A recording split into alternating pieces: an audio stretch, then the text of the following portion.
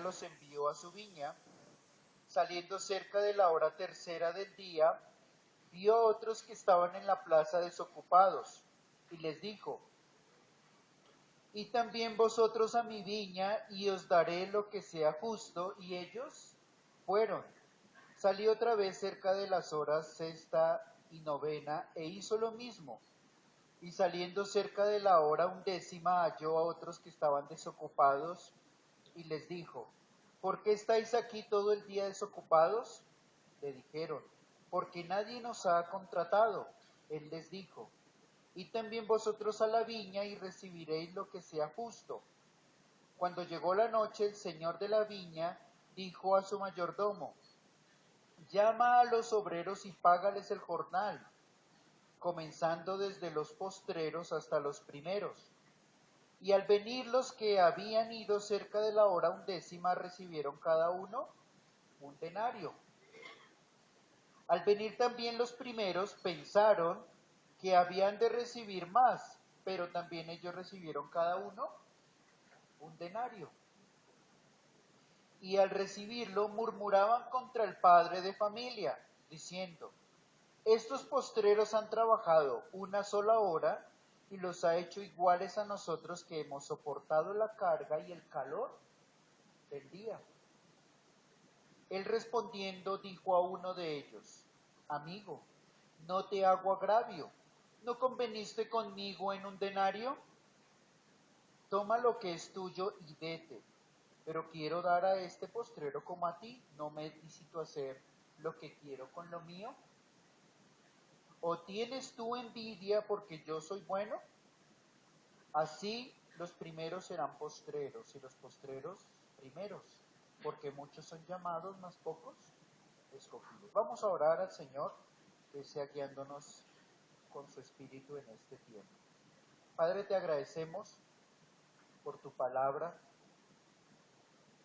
por el amor que el Señor Jesús continuamente está expresando hacia sus discípulos, consolándoles en medio de sus angustias, de sus interrogantes, consolándoles al saber que hay unas promesas especiales en lo porvenir y que también pueden ser disfrutadas en esta vida. Gracias, bendito Padre, por tu presencia entre nosotros, y en esta hora te rogamos porque sea tu Santo Espíritu guiándonos y enseñándonos, Señor, por medio de esta parábola lo que debemos aprender.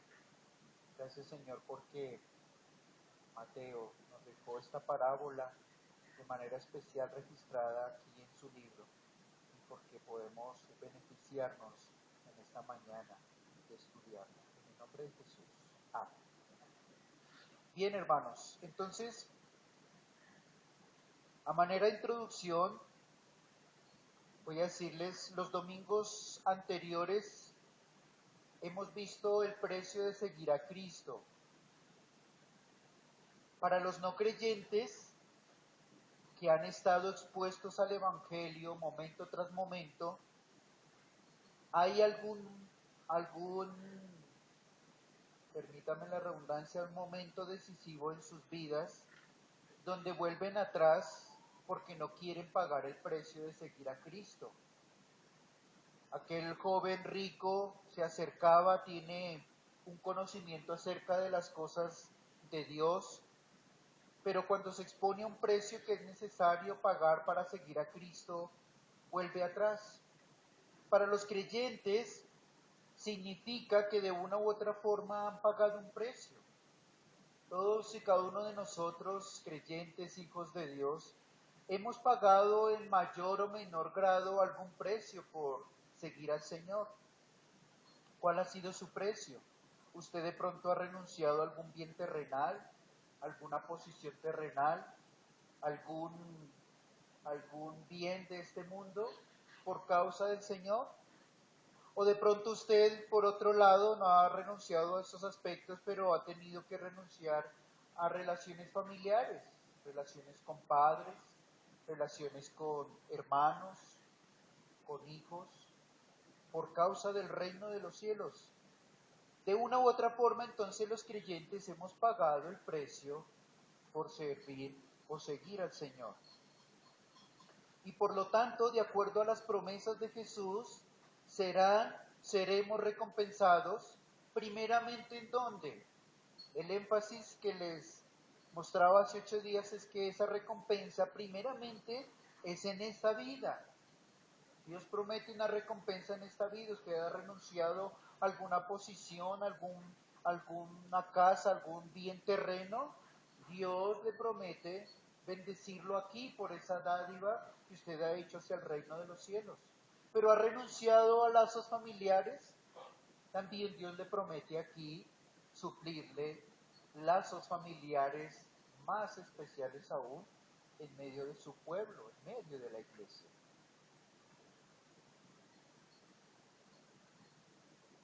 También en la otra vida hay una promesa en la otra vida. Esa promesa es la herencia de la vida eterna. Pero ¿cuál vida eterna? No pierdan ahí en Mateo y vayamos allí al Evangelio de Juan. En palabras del mismo Señor Jesús, nos va a responder cuál es la vida eterna. En el capítulo 17 de Juan, el Señor Jesús, próximo también, cercano a sus padecimientos, se acerca a su Padre en oración, pero tiene en mente a sus discípulos. Él se va a ir, sus discípulos van a quedar. Dice el capítulo 17, versículo 1, estas cosas habló Jesús, y levantando los ojos al cielo dijo, Padre, la hora ha llegado, glorifica a tu Hijo para que también tu Hijo te glorifique a ti, como le has dado potestad sobre toda carne, para que dé vida eterna a todos los que le diste. Y esta es la vida eterna. ¿Cuál es la vida eterna, hermanos? Versículo 3. Que te conozcan a ti, el único Dios verdadero. ¿Y a quién más? Y a Jesucristo a quien has enviado. ¿Cuál es la vida eterna, hermanos? Conocer a Dios y a su Hijo Jesucristo. ¿Sí? En otras palabras, el cielo mismo no sería cielo sin la presencia de Cristo. Me acordé mientras pensaba en esto, cuando nuestro hermano Leroy sale hacia Armenia, en algún momento él sale de primeras porque va a buscar el lugar para su esposa, sus hijas.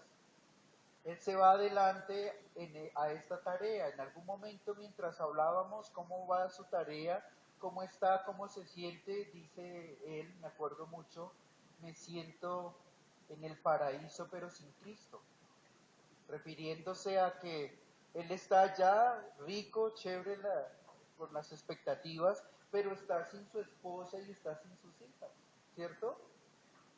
Lo mismo sucede con el cielo mismo. Queremos ir al cielo por disfrutar las calles de oro, la descripción de esa Jerusalén celestial, esos árboles, esos ríos, ¿sí? Esa creación renovada, pues allá va a estar. Pero si no está Cristo, no tiene sentido esa belleza. ¿Sí? Ese es el punto aquí. La vida eterna es conocer a Dios y conocer a Cristo a quien Él envió. Por eso Jesús le dijo al rico, anda y haz esto, pero después, ¿qué tenía que hacer el rico? Ven, sígueme a mí, vas a estar conmigo. Conmigo tienes la vida eterna. Yo soy la vida eterna, la presencia de Cristo. Ahora, la historia narrada por Jesús que vamos a ver hoy es una parábola. Esta parábola trae a la mente de los discípulos asuntos de la cotidianidad de la vida en aquellos días. Ahora, no es difícil comprender la parábola también en nuestro contexto, ¿no? Nosotros o nos han contratado o por alguna razón hemos contratado también obreros y hemos hecho algún contrato, ¿cierto? Entonces no es difícil de comprenderla. ¿Cuál es el propósito? Enseñarles una verdad espiritual con relación a la salvación. Este es el punto aquí importante. Los alumnos que han estado participando del Instituto Bíblico, estuvimos estudiando en el Nuevo Testamento, en la introducción del Nuevo Testamento, la importancia de interpretar las parábolas en el contexto expuesto y también centrarnos en un punto principal y único de la historia. Esta historia cuenta con detalles que no tienen el propósito de ser explicados uno por uno, sino que más bien dan una lucidez o realce a la historia. En este caso particular es una historia que está relacionada con la escena del joven rico y principal y con los interrogantes de sus discípulos. Hay dos puntos de partida aquí para esta parábola. El joven rico, la situación con él y los discípulos. Que vamos a preguntarle a la parábola qué significa los obreros que fueron a cierta hora de la mañana y qué significa los que fueron más ratico y después más ratico. No, esos son asuntos secundarios de la parábola. No es el punto central. Hay solamente un punto central que toca y que llama nuestra atención, que Jesús llamó la atención en el versículo 16. Así los primeros serán postreros y los postreros primeros, porque muchos son llamados, mas pocos los escogidos. Ese es el punto. Así que hacia allá vamos a llegar. El versículo 1 comienza diciendo ¿por qué? ¿Por qué? El Señor Jesús, como en otras ocasiones, va a dar razón a las preguntas generadas por medio de la parábola. Jesús va a afirmar por medio de la parábola la declaración del versículo 30. ¿Qué había declarado Jesús en el versículo 30? Pero muchos primeros serán postreros y postreros primeros. Así que, ¿por qué? El reino de los cielos es semejante y va a contarles una parábola para reforzar la afirmación del versículo 30. Muchos primeros serán postreros y postreros primeros. Como también ya lo había hecho anteriormente cuando ilustró con la ilustración del camello y la aguja, para referirse a lo difícil que es para los ricos que entren en el reino de los cielos. Así que entonces debemos recordar los antecedentes de esta parábola. Son dos antecedentes sencillos que ya los hemos mencionado. El primero de ellos, ¿cuál es? El joven rico que, conociendo la ley de Dios desde su niñez, se vuelve atrás al ser confrontado con la parte de la ley con la que no había sido confrontado. Ese es el primer antecedente, lo repito. El joven rico que, conociendo la ley de Dios desde su niñez, se vuelve atrás al ser confrontado con la parte de la ley con la que no había sido confrontado. ¿Cuál es el segundo antecedente? El segundo antecedente son los discípulos, que aquí los discípulos representan a los verdaderos seguidores de Jesús, que han pagado el precio por seguirlo a Él. Los discípulos que han pagado el precio por seguirlo a Él. Continuemos, versículo 1, porque el reino de los cielos es semejante. La historia a continuación descrita está relacionada con la entrada al reino de los cielos, cuando el Señor del cielo llame a cada uno para darle el pago respectivo. Entonces la historia, la parábola la dividí en tres partes sencillas. La primera, el padre de familia que contrata obreros para su viña, versículo 1 al versículo 7. La segunda parte, el padre de familia paga a los obreros, versículo 8 al versículo 10. Tercero, el padre de familia responde a los reclamos hechos por los obreros inconformes, versículo 11 hasta el versículo 15. Esas son las tres partes sencillas que podemos ver la parábola. Ahora, el padre de familia, entonces miremos la primera parte. El padre de la familia contrata obreros para su viña. Hay una serie de contrataciones aquí, ¿sí? Para un día de trabajo. ¿Cuánto vale un día de trabajo en estos tiempos? ¿Cuánto? No, en los tiempos de acá. Bueno, que también. Vale un denario, ¿cierto? Pero más o menos entre 35 40 mil pesos si quieren contratar a Elmer por un día. La tarifa mínima de Elmer es 35.000 pesos, ¿sí? Y más o menos creo que eso es un día laboral en nuestro tiempo, un día normal de trabajo. Eso es lo que estaban pagando, un denario por el día de trabajo, ¿sí? Que comenzaba a la primera hora del día. ¿Cuál es la primera hora del día para ellos? A las 6 de la mañana. 6 de la mañana es la primera hora del día en este contexto y en el contexto bíblico. A veces nos dicen, hermano, allá le caigo a primera hora. Hermano, especifique esa primera hora.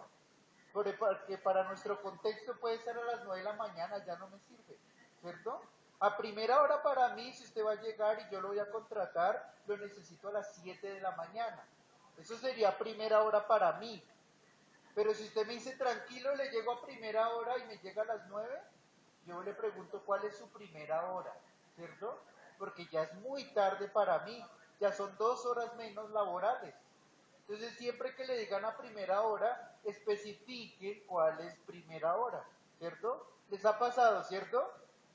Que no saben qué es primera hora para algunos, pero es necesario especificar. Primera hora, ¿qué es para usted? Primera hora en este contexto es las 6 de la mañana. A partir de esa hora se comienzan a sumar las horas laborales del día de trabajo. ¿Cuándo termina el día de trabajo? El día de trabajo terminaba a las 6 de la tarde. Es un horario de trabajo de 6 de la mañana a 6 de la tarde. Así que los primeros obreros con los que hizo un contrato por una paga específica, los contrató a las 6 de la mañana, ¿cierto? ¿Y cuánto les iba a pagar? Un denario. En otra ocasión sale el padre de familia y contrata a otros a la tercera hora del día. ¿Cuál sería entonces la tercera hora del día, si me entendieron? ¿Cuál es la primera? Las 9 de la mañana. A las 9 de la mañana contrata a otros. Allí les dice que le vayan a su viña a trabajar y les va a pagar lo justo. En otra salida contrata otros a la sexta y a la novena hora, es decir, a las 12, a las 12 y a las 3 de la tarde, a mediodía, pleno sol, salió a contratar y los otros a las 3 de la tarde. A la hora 11 volvió a salir, vio otros desocupados y ustedes qué hacen aquí, nadie nos ha contratado. Extraño que estén todavía a esa hora. De pronto ya perdiendo la esperanza de ser contratados por ese día, pues de pronto alguno los anticipe para el segundo día, ¿cierto? Algunos hacen así, algunos oficios funcionan de esta forma. Aunque no los contraten para este día, permanecen durante todo el día esperando de pronto si tienen un espacio para otro día. Así que a la hora 11, ¿qué hora es? Las 5 de la tarde. Las 5 de la tarde es la hora 11, fueron contratados los últimos, los últimos. La parte B de la parábola, la segunda, el padre de familia paga a los obreros, versículo 8 al versículo 10, cuando llegó la noche, el señor de la viña dijo a su mayordomo, llama a los obreros y págales el jornal, comenzando desde los postreros hasta los primeros. O sea que en la fila, ¿quién iban a estar de primeras en el pago? Los que llegaron, los que fueron contratados a las 5 de la tarde, ¿cierto? Después los que fueron a las 3, al mediodía, a las 9 de la mañana y de últimas, ¿quiénes estaban? Los de la primera hora, los de las 6 de la mañana. Debería haber sido al contrario, ¿no? Pero entonces no tendría sentido el fin de la parábola, ¿no? Versículo 9. Al venir los que habían ido cerca de la hora 11 recibieron cada uno un denario. Al venir también los primeros pensaron que habían de recibir más, pero también ellos recibieron cada uno un denario. Cada uno un denario. Así que el mayordomo, siguiendo las instrucciones de su amo, llamó a los obreros y comenzó a pagarles comenzando por los últimos que había contratado, y cada uno entonces en orden se les fue dando un denario, un denario, un denario, un denario, así sucesivamente hasta llegar a los primeros contratados, quienes, habiendo visto que a los primeros se les pagó un denario, ¿qué pensaron ellos? A mí debe ser que me van a pagar más, ¿cierto? Pensaron ellos, están con esa expectativa de algo más. Al ver que a los que llegaron después también recibieron un denario y ellos igualmente, se enojan y murmuran al darse cuenta que recibieron lo mismo que los otros que trabajaron menos horas.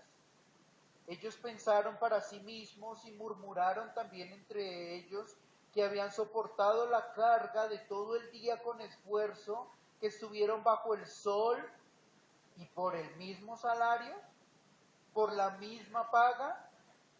Así, de esta forma, también el padre de familia se dio cuenta de las actitudes y las quejas que estaban murmurando entre ellos.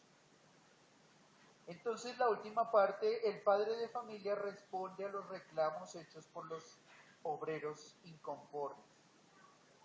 En el versículo 13, él respondiendo dijo a uno de ellos: amigo, no te hago agravio, ¿no conveniste conmigo en un denario? Notemos la forma respetuosa que el padre de familia se dirige a este hombre. Amigo, yo no te hago agravio, yo no hago nada injusto contigo. ¿Acaso no fue así nuestro convenio? ¿Por cuánto te contraté el día? Un denario. ¿Cuánto te estoy pagando? Un denario. Entonces, ¿por qué crees que te estoy haciendo algún agravio o estoy siendo injusto contigo? Quiero dar a los últimos como a ti, tengo la libertad de hacer con lo mío lo que quiera. ¿Acaso eres envidioso porque yo soy bueno? ¿Sí? A veces la bondad despierta envidia, ¿no? Uy, lo que Dios le da a esa persona, uy, mire lo que le regalaron, y a mí, como el, como el hermano del hijo pródigo que se quejó también, ¿no?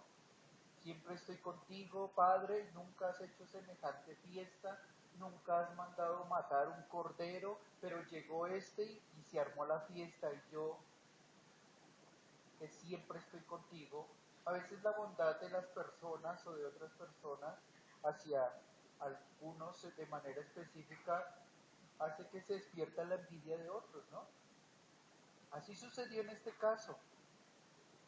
La bondad de este padre de familia despertó la envidia de aquellos con los que había hecho un contrato y les estaba pagando lo acordado. Pero quiso ser bondadoso con los que contrató después. Imagínense, este hombre tiene un viñedo grande. ¿Qué creen ustedes? Sí, es grande su viñedo. Pero además de que quiere sacar provecho de lo que tiene, quiere también beneficiar a otros, porque por una hora de labor quiso bendecir como si fuera el día completo a unos pocos, pero es porque está pensando también en esos otros que están desempleados y que seguramente es el único sustento que tienen para llevar ese día a su casa. Así que este hombre, padre de familia, se comportó de manera bondadosa con aquellos últimos. ¿Cuál es la conclusión de Jesús? ¿A dónde apuntamos o dónde apunta el Señor Jesús con esta parábola? El versículo 16 es la conclusión. Así, los primeros serán postreros y los postreros primeros, porque muchos son llamados, mas pocos los escogidos. ¿Cuál es el punto entonces aquí, hermanos? El punto aquí, volvamos a tener en mente los antecedentes, el joven rico y los discípulos. El punto aquí, hermanos, es que algunos desde muy temprano en su vida han estado escuchando el Evangelio de la salvación, como el rico que desde su niñez de alguna manera tenía el temor de Dios allí en su corazón. Y también él se está dando cuenta cómo otros están entrando en el reino, en esa viña del Señor. Y cuando llega la hora de recibir el pago y ve la bondad del Señor en los últimos que llegaron después de él, siendo que él tiene una mayor trascendencia de supuesto conocer al Señor, se encuentra con que el Señor no le da a él más pago. ¿Cuál es el punto aquí, hermanos? Que algunos piensan que la vida eterna la van a recibir como fruto o como mérito por haber hecho un mayor esfuerzo, porque han soportado las cargas del Evangelio mucho más años y tiempo que otros que apenas están recién entrando al reino de los cielos. Algunos están autoengañados pensando en que necesitan hacer para obtener. ¿Qué debo hacer? ¿Hay algo más que deba añadir? Estoy dispuesto. Pero cuando se le puso por delante ese precio que debía pagar, echó para atrás. Aquellos se estrellarán al final de la jornada cuando el Señor llame a cuentas a todos y algunos comiencen a relucir sus obras, sus esfuerzos, su moralidad, sus capacidades. ¿Y qué les va a decir la voz del Señor? Nunca os conocí. Apartaos de mí. Mientras que otros que tardíamente han escuchado el Evangelio, como sus discípulos, y que le han estado siguiendo a él sin saber qué obtendrán, pero confían en el corazón bondadoso del Señor, ellos obtendrán todas las bendiciones prometidas para los escogidos.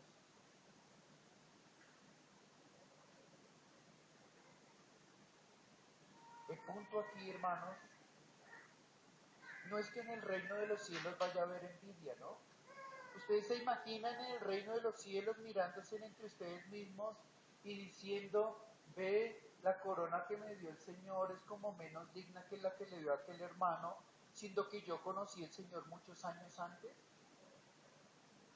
¿Habrá corazones envidiosos en el reino de los cielos? No los habrá. El punto aquí, hermanos, es que esos que han estado escuchando y creen que van a entrar al reino de los cielos, en realidad no lo van a hacer, no lo van a entrar, no van a entrar, porque no se trata de esos méritos de moralidad, de esos méritos de ese esfuerzo por mantener una vida recta, una vida justa delante de los hombres. ¿Tienen su recompensa? Sí. Usted es una persona que tiene bastantes méritos en esta vida y que piensa que puede entrar y merecer el reino de los cielos. Dios también le da su paga. ¿Cuál es su paga? La honra de los hombres. Seguramente los hombres le honran y le tienen en buena estima por sus beneficios, por su bondad, por las cualidades que usted tiene. Esa es su recompensa, pero no califica para la vida eterna. Porque aman más la recompensa de los hombres que la recompensa que ofrece Dios, la vida eterna. Conocer y andar con Cristo.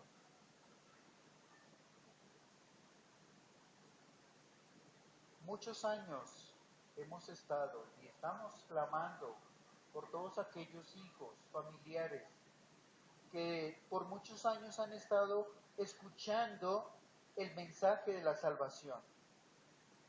Así que a todos aquellos que desde su niñez, jóvenes aquí, que han escuchado el Evangelio desde sus primeros años, aún no lo han creído, a los primeros entonces a ustedes es rogarles que se vuelvan de todo corazón a Cristo.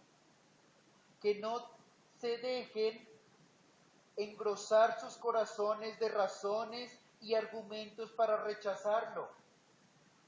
Algún momento cuando fue confrontado directamente con el Evangelio, aquel hombre echó para atrás, el joven rico. Algunos Entre nosotros dicen, es que yo no soy escogido. Otros dirán, es que realmente yo soy tan malo. Otros de pronto voluntariamente dicen, no quiero pagar el precio, estoy contento con la vida que tengo. Entonces a los primeros decirles, es decir, a los que dicen, yo no soy escogido, decirles que no sabrán si son escogidos si no vienen a Él. Vengan a Él, solamente así lo sabrán. Ahora no haga la pregunta incorrecta tampoco. ¿Seré parte de los escogidos? La pregunta correcta que debe hacerse, ¿es parte usted de la raza humana? ¿Pertenece usted a la descendencia de Adán? Si es así, entonces para usted, una vez más, es ofrecido el Evangelio de la salvación. No se rasque la cabeza pensando si es escogido o no. Si es descendiente de Adán y peca, para usted está provisto el Evangelio. Para usted es ofrecido el Evangelio del Señor. No lo siga rechazando.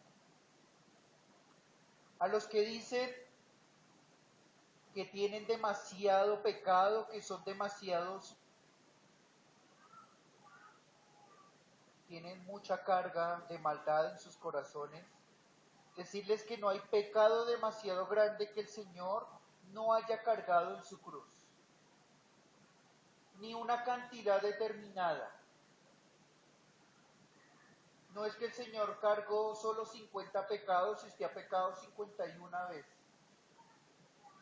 También es suficiente la cruz del Señor. No hay pecado ni grande, ni tampoco por acumulación que el Señor no haya llevado en la cruz. A los terceros, a los que dicen que están contentos con su vida, que no quieren pagar el precio para venir a Cristo, decirles que su alma es más valiosa que cualquier posesión o posición en esta vida. Decirle que no hay logro o meta o sueño en esta vida, que ningún precio para obtener todo lo que usted quiere en esta vida es comparable con el precio de la bondad que Dios le ofrece en Cristo Jesús, quien pagó por su alma un rescate. Todos los que quieren tener una posición, una vida para este mundo y en esta vida, tienen que pagar el precio. Quiere ser una persona importante, tiene que trasnocharse, tiene que endeudarse, tiene que conseguir título aquí, título allá, posesiones aquí. Tiene que pagar un precio. Tal vez tiene que pagar el precio de trabajar tantas horas que ni siquiera en la casa lo vean, que por sus hijos. Y cuando crecen sus hijos, muestra que no lo aman, usted pagó el precio. Nunca estuvo con ellos, porque prefirió el precio de obtener esta vida, sus sueños, sus logros. No hay precio en esta vida gratis para lo que se quiere conseguir, para lo que se quiere tener. Pero ningún precio en esta vida, por más alto que sea, es comparable con el precio ofrecido por Dios en Cristo Jesús, dando a su propio Hijo en rescate. Esa sangre es preciosa, su alma es preciosa para Él, de tal manera que entregó a su propio Hijo. Si usted al final de la jornada, me refiero a esa final jornada, cuando esté delante de la presencia del Señor, dice, es injusto este precio que tú me das, porque yo he hecho buenas obras. ¿Cuál será la respuesta del Señor? Yo te di el pago acordado. ¿Cuál es el pago acordado? El pago acordado es, tú buscas entonces la recompensa de los hombres, la obtuviste en tu vida. ¿Tienes tus títulos? Ahí tienes tu recompensa. ¿Tienes una medalla? ¿Tienes un recordatorio de ser buen vecino? de ser buen hijo, de ser buen padre, de tener excelencia en esto o aquello, esa es tu recompensa, ahí la tuviste. Pero hay otros que van a obtener una recompensa mucho más sublime. Y tú te quedarás con la envidia de una bondad mucho más grande, que es la bondad del Señor, de Dios a través de Cristo.